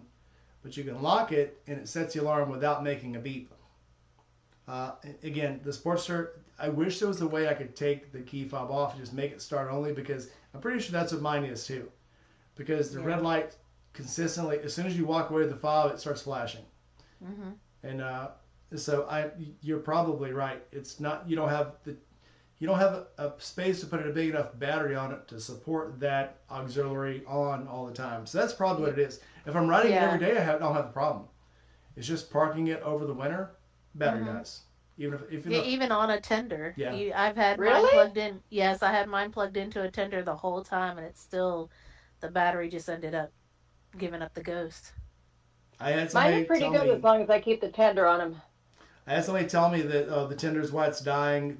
Somebody did a whole thing on it, and then somebody else told me that it was, oh yeah, I put a tender on it, it won't do that. And I was like, I do have a tender on it. Oh, that's probably why, because your tender's too strong. It's like, well, What a okay. fucking moron. So you don't know either. Now, Cool. All right. I do know. I think there is a difference between like acid glass mat and acid like gel batteries versus like lithium ion. So if you have Right. a lithium ion battery, you would want a charger that is capable of charging a lithium ion. Yeah. Right. But Oh yeah. It's very specific. So the BMW has a lithium ion battery in it, so I had to get a lithium charger. The Sportster has an AGM in it, so I had to get an AGM charger. mhm. And depending on who you listen to, a regular lead acid battery, basically that's what an AGM is. But people will tell you if it's AGM, you got to have a different kind of charger because the ionization is different between the glass mat. And it's like I'm convinced nobody knows. Everybody's guessing. Everybody's doing the best to, again, technobabble. Everybody's doing their best to explain what's going on, and nobody really knows. But they all want to sound, just like I was saying earlier, everybody wants to sound convincing. So they throw some technobabble in there and just hope that you believe it. So Yeah, I that's don't that. know anything I'm talking about. So As long it as you can sounds smart. sound like you know what you're talking about, people will take your Yeah, advice on anything. So is like what I it know is. what an acid glass mat is. You do, don't Lithium you? ion. You do, don't I you? mean, I know it's a type of battery. Okay, so you know how a battery works? Electrolyte. The electrolytes Plates. You have plates. copper plates and lead plates, and the copper and the lead are separated, and the acid in there is ionized, so it makes the ions jump from one side to the other. They jump from positive to negative. Hmm. An acid glass mat puts another, basically it's a sheet of fiberglass weave between all the plates, Hmm. and it's supposed to it's supposed to control the flow of charge better, to keep them from glassing up and to keep them from glazing. So an Mm. AGM basically is a clean lead acid battery. It is still a lead acid battery, but it's supposed to clean up the ion flow to make it where, if you ever look down into a battery, the ones you could use to pull the plugs out of and look down into it, Hmm. they start crystallizing on top when the acid got too low. And basically, when the acid got low, that's one plate trying to reach out to another one with crystals, and they start welding together, and then you lose your charge. So an acid glass mat is supposed to stop that. It's supposed to keep them from being able to Ah, foul each other out. Now you know. all right. Does it work any better? Who knows? But you pay for the technology. That's why battery used to cost $60 is now 120. More Yeah, technology to make things more complex, and it may or I may not think work. they you can't get a real high cold cranking amps on those too. Um, the standard battery for my Sportster is like 200 cold cranking amps, but if I read what I read up on what is recommended, it says 300. is recommended, cold cranking amps. But I can't find a battery, at least lead acid or acid glass mat battery that is the proper size. And Yeah, and you I'm having know, the same problem. I think it's 235 is what it has in it. It or a 265 is what it has in it. It needs a 285. So you're hmm slowly just starting to have less and less amperage control. So the battery just keeps dying and dying and dying a little more. yeah, and that's what I experienced with the last battery. Like the first several times I started the bike, it started right up, you know. But then I noticed after a while, the when I hit the start button, it takes a second. You know, it starts to get a It has little to go. sluggish. Okay. Yeah, Yeah. and then yeah, It it has to starts to break through the grunt a wall. little. Right, right. So, and then it just ended up, it just plugged into the tender, just died, just wouldn't decide to pull Has it a lot out. to do with where in the compression stroke your motorcycle is too. That little thing. hmm Ghost, I just put it in general chat in my Discord. The link. Keltfire, are you in my Discord? I'll have to send you the link later. Oh, no, I'm not. I will have to send you a link to get in. Awesome. You have to be invited. Now you have been cordially invited. Oh, thank you. Tony Munkets, welcome in. Yeah, I think I'm gonna have to. The AGM batteries are cool because they're sealed, and especially on how bumpy a Sportster is, how much it shakes. You literally shake the acid out of one that has caps on it. So in that way, it's a little it's convenient because you're not getting acid all over everything. But yeah, but at the same time, you're Yeah. limited. Again, that acid glass, that glass mat, controls the flow, slows the flow down to keep from getting too excited. That also slows down your cranking amps. You are absolutely correct. You used technobabble in a convincing way, and now we all believe you. So, Well, thank you. congratulations. It's imposter syndrome. No such thing. I think I, I think a lot of people are scared of imposter syndrome, but at the same time, we're all here to ride. I mean, I don't know. I've got shit. I've been riding since I was like 10. So I've been riding for 45 years, and I still sometimes get that weird imposter syndrome. And then I Yeah. realize that I've been riding longer than most people that I know have been alive, and it goes away. And then I talk to I Gmon, I feel like I got imposter syndrome again.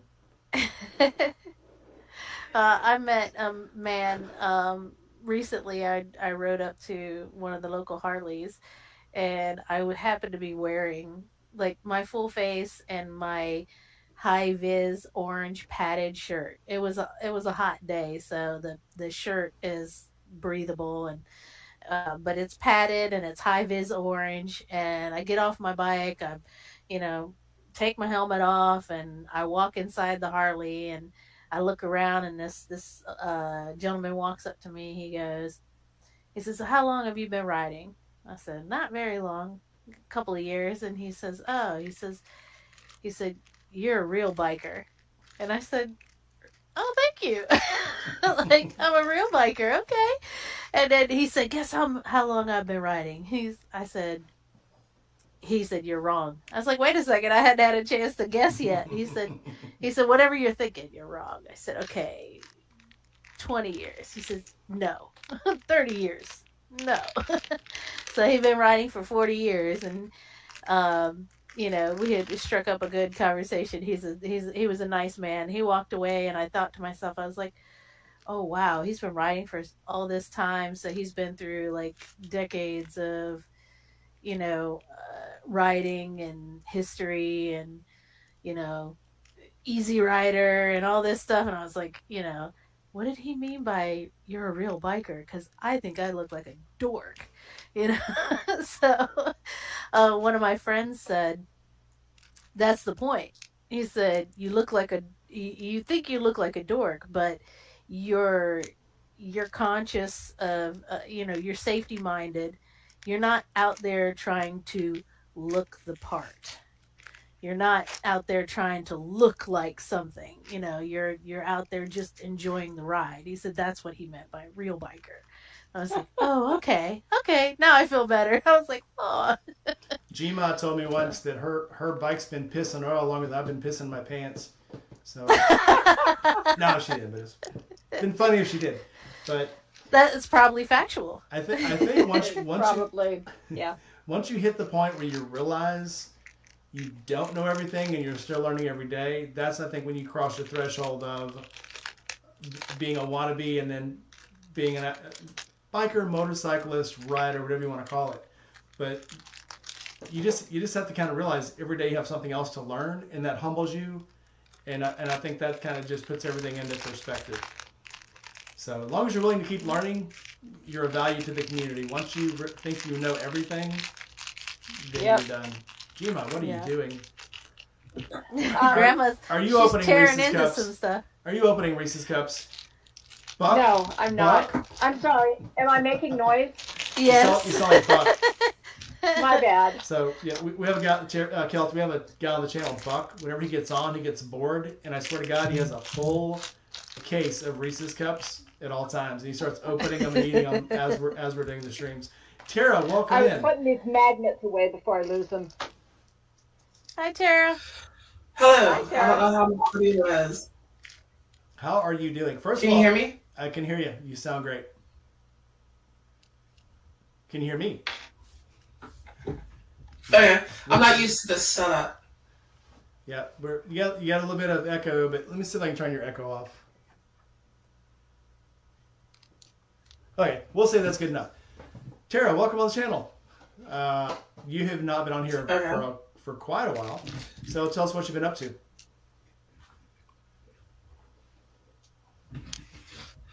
Mostly working. Just working, writing.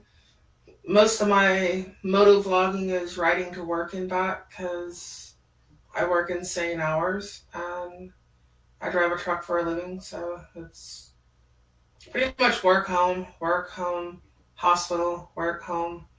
I just realized something. I have never Yeah, seen pretty you, much when I get a day off work, it's because I'm in the hospital. I've never seen you without a headband on. You haven't? No. I'm in some of my videos. Well, No, I mean on here. You've never it's not had a also headband on. Or a helmet. helmet. Yeah.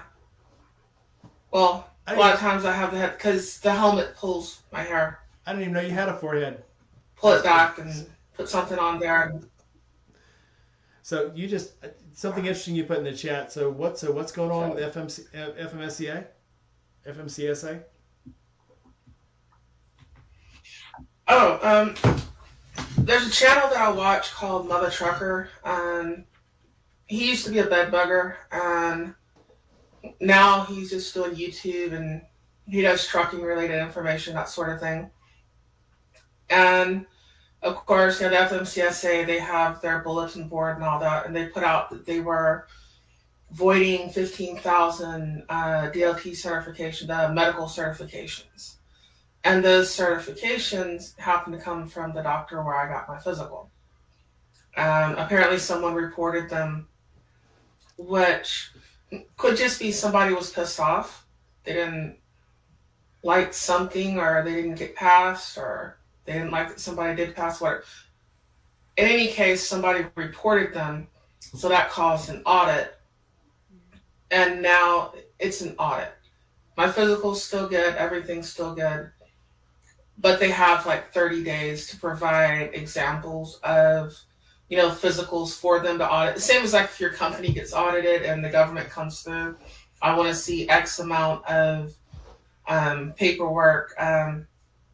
Like they'll pull X amount of driver's files or something if they're auditing a trucking company, so that they can go through those files and make sure everything's good. They're doing that to the doctor's office right now. Now, if they fail the audit at the end of the month, all our physicals will be voided, and then we'll have to go get new DOT physicals. Arkansas, but if they don't fail, they're all good. Yeah, Arkansas. My physical's only a year anyways. Arkansas hasn't been checking for literacy of drivers, so Arkansas has been stopping drivers and doing a written test, like a writing test, on people as they stop them. So, and I'm sure you've probably heard about it. They stopped one of the guys that I follow, and they They I got said relatives in Louisiana that don't need to be driving to Arkansas right now. they stopped this guy and they said, write me. So can you read this? And he's like, read what it says. He wrote it in handwriting. And he says, what does this say? And he says, can you read this? And he says, all right, now I want you to write this sentence. And he like dictated a sentence to him and had him write it. And he's like, is this like the new sobriety test? And he says, no, this is the Arkansas literary DOT test. Because Arkansas hadn't been checking literacy. Because they have truckers there that, and I'm sure they're probably coming through Swift and whoever, but they're letting these guys on the road that don't know how to read and write English. So they're doing on the spot English reading and writing tests in Arkansas. So on the side of the road. Yes. That is so ridiculous. So they're doing them at because they have drivers that don't know how to read and write English. And this, I mean, all driving tests have this. You know, what does this sign say? Does it say stop, yield, whatever? And they're learning the symbols, but not the actual road. So when there's a road sign and a caution sign or something, they can't read it. And it's something you would never think of. Something That's you would never crazy. think of. Yeah, because then, okay, so if somebody doesn't pass, what happens to the truck? Like it sits on the side of the road. Well, it sits on the side of the road till somebody comes and picks it up. Ask Ghost. What's It's $500 for the first offense, $1,000 for the second. Crazy. I've seen them go out and hook up to trucks. You know, those big rig haulers. Mm-hmm. They're not always because they're broke down, I guess. But yeah, it's a real thing. Switching gears. I'm sorry I didn't see you there. Hope you have a good evening.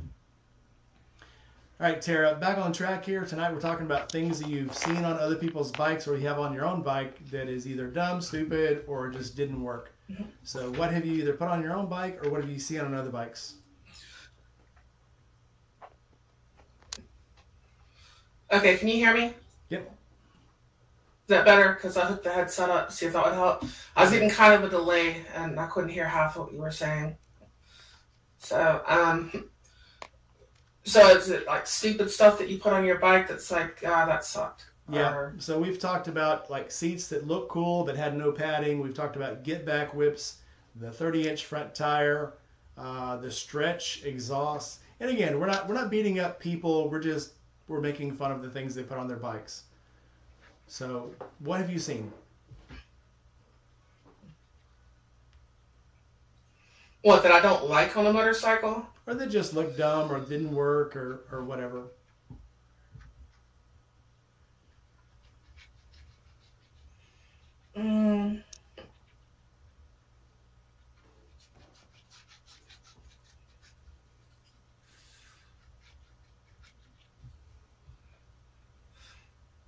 I don't know. I don't critique people's bikes that much if I'm not riding it.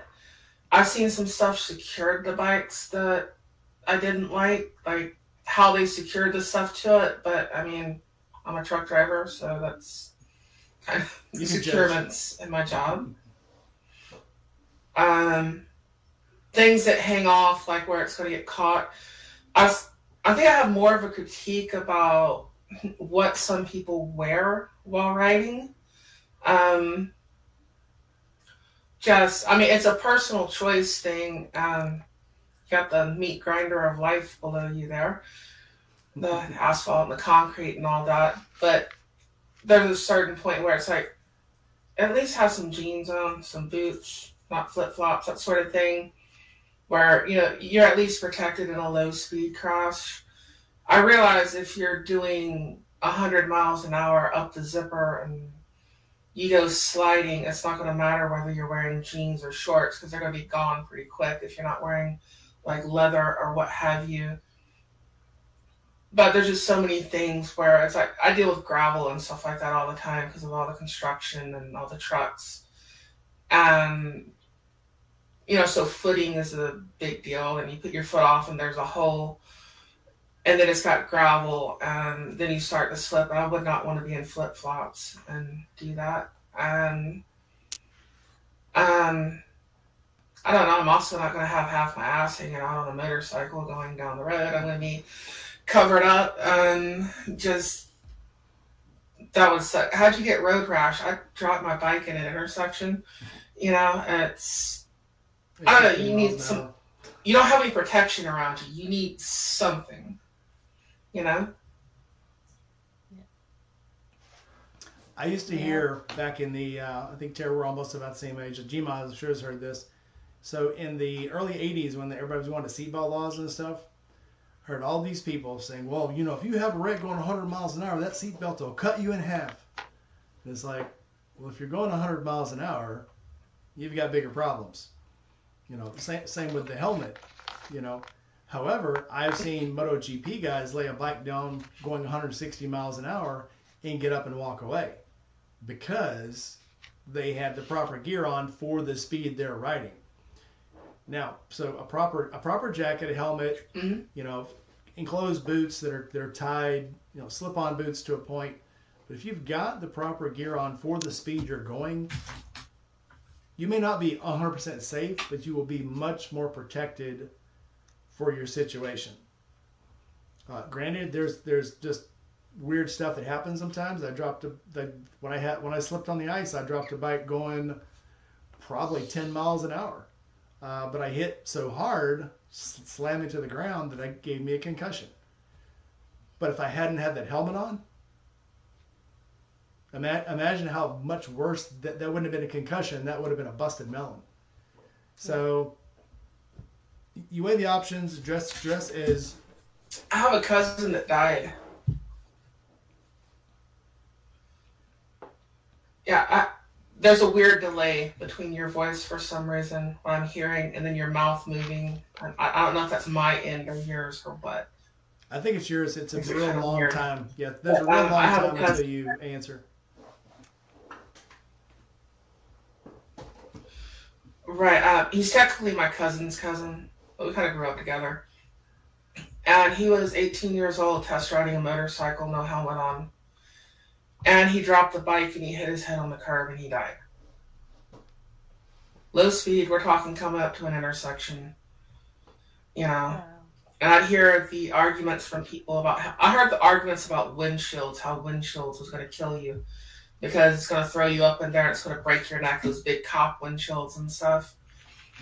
And then people talking about, you know, their friend, if they didn't have their helmet on, they'd be alive because they wouldn't cut the helmet off and all that. And it's like, what was he doing? Well, he went 90 miles an hour head first into a tree. Yeah. I don't think the helmet's the issue at that point. I mean, thankfully, we have safety features now in helmets where they can pull the padding out and they can take the helmet out, they can do it off, and they can do what they need to do. But a lot of times when you look into the arguments, they start falling apart as far as, you know, why people don't want to do things. Kind of it. Even across the medical field, you know, I had somebody who said they were a trainer in the what's the cool motorcycle training? Everybody's for the first response or scene first or whatever it is. Two people arguing about whether to take a helmet off or not. So as not just a motorcycle responder, a first responder, sometimes that helmet is the only thing that's going to hold your head together. Now there are pieces that are going to the explanation I hear is, well, if you hit your head, your brain starts swelling, and then if you keep your helmet on, then it'll crush your brain. And it's like, if you've got swelling on the brain, the best thing you can do is provide some kind of pressure to hold your brain together. And then first responders, the second responder, when the EMTs get there, they'll decide what needs to be done next. But I've never seen an EMT take a helmet off at the scene. If they take it off, they want you to take it off, because especially if they're unconscious, because you have no clue what's going on. Otherwise, you know, GMA, she was a nurse, she'll tell you, if you've got a person unconscious at the scene, first thing you want to do is immobilize. Yep. And don't move them unless you have to. I still have some memory issues. I mean, I had what they call it post-concussion syndrome, which I think means they don't know exactly what's going on, but you hit your head and you're having issues. And then even still now, I still have memory issues, like trying to pull up names and stuff like that sometimes. I know what the object is. I know exactly what it is, can tell you everything about it, but I can't tell you what the name is. There's a lot of head. Like So there's TBI. I'll end up There's calling brain, like a fork, like a. yeah, there's a lot of brain issues like TBI, brain bleed. Um, there's a lot of things in the brain that they can't see well because there's a giant bone between your brain and you. Now they can do MRIs and they can do CTs, but the brain is so, even to this day, it's so complex and misunderstood that unless you have a solid spot where they can point to it and go, yep, that's what's wrong, the brain is a mystery.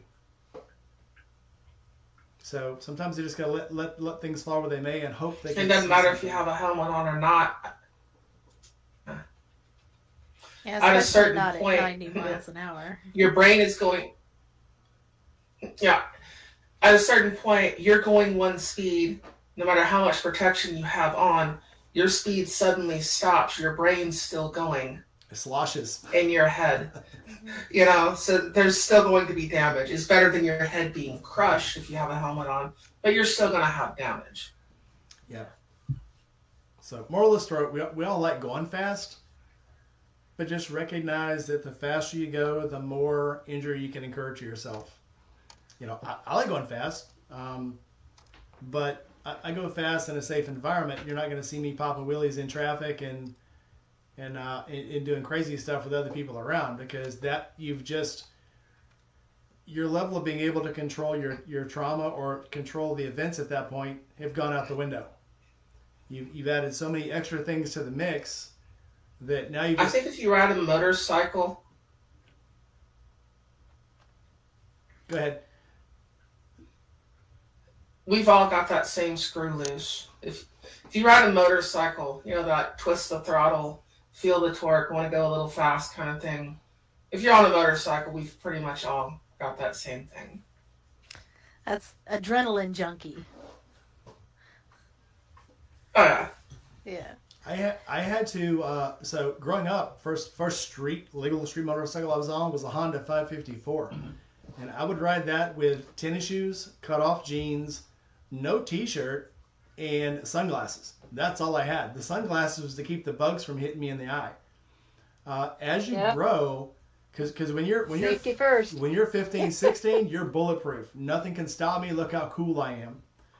And the first time I had a bad wreck, I ran that exact same Honda 554 into a fence post and shattered half my knee.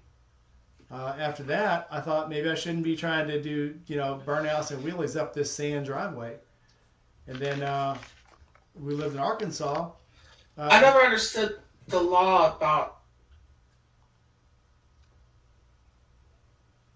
Go ahead. I never understood about having to have a law about covering your eyes when riding. Like you gotta have glasses, because if you take off on a bike, you go down the freeway and you forget shades or something like that. That's going to be one of the first things you stop and get, because you're sandblasting your eyes. You're going down the road like this, you can't see, you're squinting, what have you. You're going to find something to cover your eyes with. I did that recently. Forgot my glasses and had my half shell on, and I was like, oh my God, I can't see. Yeah, it's a self-limiting behavior. Yeah. Yeah. So speaking about helmets and silly or dumb things that you see, I noticed here recently a big excitement over these helmet cover things that make you look like a cop or a bunny or and they're big Elmo. furry cover. I know. They're Yeah. so silly. Yeah. I imagine if those I can't imagine how they attach to the helmet and if they slip or slide. They are usually stretchy stuff, and you just yank them on over your helmet. I know, because a friend of mine had one that she wore to a pink wigged out ride we did one year. Mm-hmm. And so I went over and I examined it because I was one of the road captains and I thought it was a safety issue. And so I did end up making her take it off because I felt like it was not the image we wanted. But yeah, it's got this slit right here for your visor, but you can't put your visor up or down, the clear part. You can't pull it up to scratch your nose or anything like that, because the doohickey on the helmet cover won't allow that. Hmm. So it seems rather cumbersome to me. So Oh, I got one.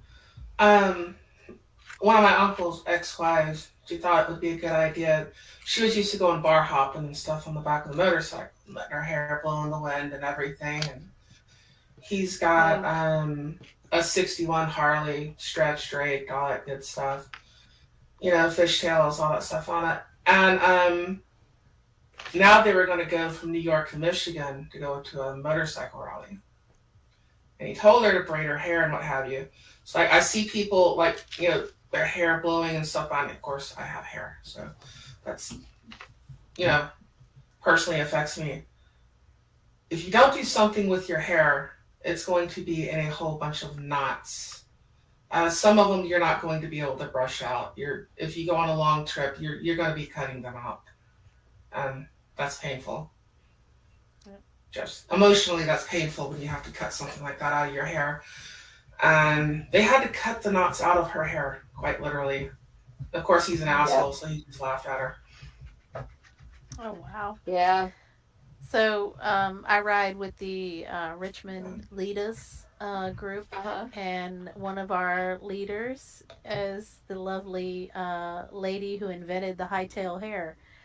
Um, I love my high tail. Yeah. yeah, Can you get you it to have it fit that? hightail. All right. Yeah. Yes. I have one too. No, There. Yeah. I I put mean, hey, they're good for I put guys and Diana's on. gals. No, I put Diana's on. Diana Pillion They're getting style. hella expensive now, though, man. Damn. They'll send you free. Well, I think they send you free stickies if you break them or if you can't get them to Yes. work right. They So sent me a free. They did send me a free kit to redo it because their initial directions were ambiguous. So I, of course, being the bitch I am, pointed that out, and they were like, "Well, give us your address. We'll send you a new setup," and they did. So I Yeah. appreciated that very much. And I have been running that thing for the last 3 years, and I've only taken it off of the frame to let it rest a couple times. No problems. Yeah. Great, great invention. Yep. And Only her. problem's forgetting to use it. Yeah. Yeah. Forgetting to tuck my hair in it.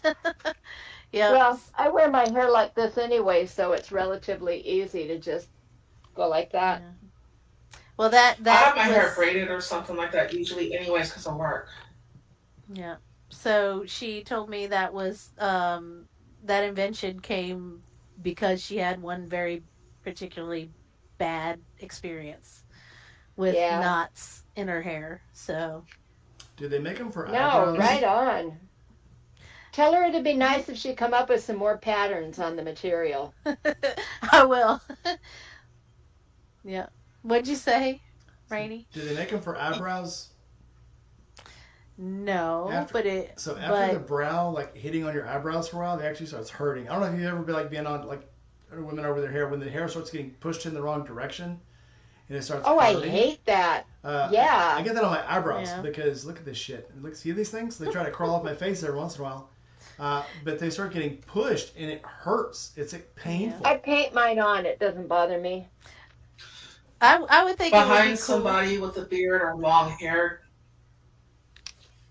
Yeah, I was thinking it would getting be pretty slapped in the face with their hair. Some people pay I've for never that. ridden behind anybody. And I was thinking it'd be pretty cool to have one of those for a men with a beard because my husband has a really long beard Mm-hmm. and Yeah. he has one of those modular helmets. So when it's up and Yep. and he's riding, his beard is up here. Yeah, So- we just commented on that in the chat. Yeah. Key Do fob. they make high tails for beards? Yeah, key fob actually bands his. He'll put the rubber bands on it. Yeah, they put yeah. So Yeah. little hair A lot ties of the and guys stuff. do. And if I actually 20 years in the Right. military. When I retired, I tried to grow one, and I got out in September. My enlistment wasn't up actually until the end of November. So between September and November, I grew a goatee, and it was very cool. Looked awesome. And they called me like, you got to come back in, and you need to come in uniform. So I had to shave it off. Well, I was living in Chicago at the time. So I shaved it off, went in, and they're like, well, you didn't have to come in uniform. And I said, I shaved my goatee off for this. And they're like, you didn't have to do that. It's okay, I'm going to grow it back. Well, bear in mind, I'm in Chicago. When I started growing it, it was probably in the 60s. I cut it off and tried to regrow it. It was like negative 20. So trying to grow a beard back out when it's cold, it felt like my face was on fire. Oh, and no. So I'm like, I'm done. This is good. So even now, though, I can't get over, probably because it's gray and stiff now, I can't get over probably 2 or 3 days because it feels like my face is on fire trying to grow it back out. So maybe one day when I get old and lazy and I just say screw it and stop shaving, I might. But I can't stand hair on my head and I can't stand hair on my face. Yeah. So my husband used to have to do fit testing for respirators, so once a year, and he'd have to shave that big beard off, and he'd leave the mustache. And one day he come down out of the bathroom after he finished shaving everything off, and he started talking to me, and I started busting out laughing. And he's like, "What are you laughing at?" I said, "I'm sorry, I can't take you seriously." It's ridiculous, isn't it? Yeah, with the porn stash. My dog just straight up stole my chair. The Ron Jeremy special. Aww. My cat does that. Yeah. Yeah. And the cat. Yep. Oh, speaking of cats. I'm going to have to hop off here.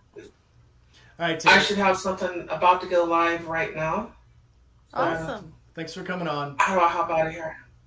Okay. Nice meeting you, talking to Tara. y'all. Nice to see you. I'll catch yours later, Tara. Bye-bye. Bye-bye.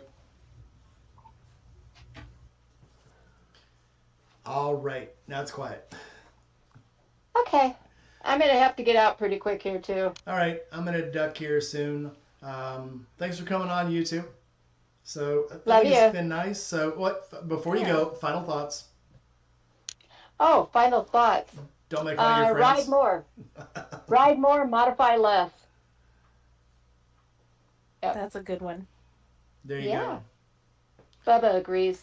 Don't skimp on safety Don't skip and on reliability. Yeah. You got any thoughts, Bubba? He doesn't. Feed me. How's his back? Yeah, pretty much. That's where we're going here. How's his Feed back? me, love me. His back is better. He just got another ketamine injection a couple days ago. Shit, but he's feeling great. But I was walking him yesterday, and a Great Dane burst out of its fence and came over and thought it was going to bite him. So I body checked it with my body. And since I was all geared up to ride, I went ahead and booted the dog that was trying to bite my dog, and it bit me. So I'm still mad. Body slam. Yeah. Yeah. Yeah. And his owner's like, oh, did he get out the gate? No, that's why I'm standing here screaming at you, bitch. It's like, yeah, that's why I'm digging this hole in my backyard. Yeah, pretty much. But yeah, he's doing pretty good. Sweet. Yeah. Yep. All right. So, Kelfire, final thoughts other than don't skip on safety? Just love your bike. Love your ride. Yep. You know. All right. And, okay. Good enough. All right. So, yeah. My final thought is if you can be anything you want, be nice unless your friends put stupid stuff on their bikes, and make sure you let them know about it. Oh yeah. And with that, let's find some good music to go out with. Let's see. Okay.